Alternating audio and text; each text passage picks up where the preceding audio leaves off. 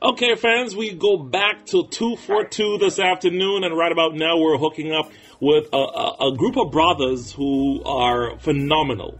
I mean, when I say phenomenal, I'm not exaggerating. They're really, really talented. And you know 242 is synonymous with bush music and reggae music, but let's talk a little bit about hip-hop and rap music for a second. And these young men have released a phenomenal single. We'll talk about that in a while, but we have them on the line right now, joining us all the way from the Bahamas. Bahama Boys, welcome to the ER. Bless up. It's good to be here. Turks and Cacios family. ER. Yeah. One love. Just like that. One love. Now, guys, well, first things first, I got you with me. Who am I speaking with so we can let everybody know who the is this HD? No, this is Flo. This is Flo. All right, Flo. So Flo is going to flow with us this afternoon. Didn't make it this afternoon, but I hold it down for the team still. Respect. Every time. You have to do that. Now, Flo, tell us a little bit about the group Bahama Boys for the benefit of some of our listeners who may not know you. The Bahama Boys is originated from the Bahamas. For those of y'all who know, it's a duo group, which consists of two of us. Right.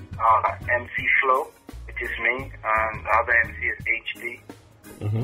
The general music we are in is hip-hop / rap. So, you know, from we was always small, that drew us to, the craft drew us to our likeness. We was always into the rap music, so we decided to take it to a wider audience. How has it been since you have decided to take it to the wider audience, knowing very well that the culture of the Bahamas is a little diverse, but yet still it's more, linked to, rake and scrape, bush music kind of a thing? Nowadays, with music has changed. Yeah, it has changed. The reception we're getting from it is tremendous, man. A lot of people, they like especially new talent, new genres, anything in reference to new. They're looking for something new that they can hold on to, get a feel or a vibe of what we artists bringing to the table. All right, that's a good look. And I understand that you guys have been doing this rap thing for quite a while. How long? We started off in 2006, so... Okay. From 2006 to 2012, it's been a while. Right, that's true. And what are some of the challenges that you guys have gone through? And while you speak about the challenges, if you had to pick one moment for you guys that you thought was successful, what would that be? The challenges would be, it has to be, I would say, probably funding. Okay. Besides from that, what did you say about the next question? What was the high? What do you think is the most positive thing that has happened for the group? The most positive thing I would say happened for the group, I think us linking up. From that day we decided to feature each other on a particular track, in the vibes and the movement and the whole being as one and understanding that what we want to accomplish. I think us really linking up with what I would say capture that area. Nice. Okay. Now, generally speaking, when we talk about rap, we talk about the younger market, the young crowd. And so I take it that since you guys have hooked up together, you have been performing at the schools and different functions. What's the reception from the young people? What are they saying about you guys? The reception is great, man. It's just like when you being a young kid, and you see all the people doing something you like to do. First thing they do, they run to us and say, "Man, I like to hook up with y'all, and I all get so, positive and y'all out there just pushing your work." So I would say it's cool, man. It's wonderful, to see smiles on people's face and bringing forth the music, and it's just for me and the Bahama Boys, for us, it's just one love still. So. Okay.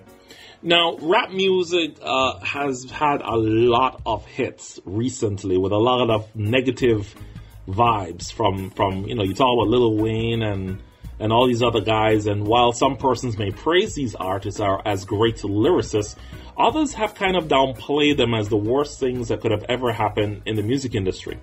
How have those guys kind of helped you guys continue to do what you do? How are those guys? I didn't hear you. How did those guys help you in your motivation to continue doing what you're doing? I would say, a lot of artists went through different trials and tribulations, but at the same time, we're busy working on our stuff. We normally still listen to the air like that. We really don't listen to music. Okay. But just the fact of you seeing knowing where they come from and seeing their story and where they can make it, I would say that's the inspiration alone, Okay. But it's just life experiences for us, And so as you talk about life experiences, is that where you get your inspiration, your source of inspiration to create the songs you're creating now? Yeah, it's just something natural. You would see something today and you'd be like, wow, And it makes it so easy.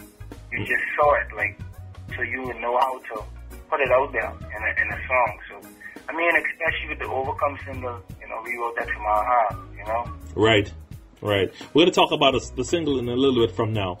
Let's talk a little bit about freestyle. Now, freestyle is a battle type of format that is being used when rappers want to go up against each other. Before you guys kind of hooked up together between yourself and HD, did you guys used to freestyle a little bit more and trying to see who could outdo whom and who would overcome who?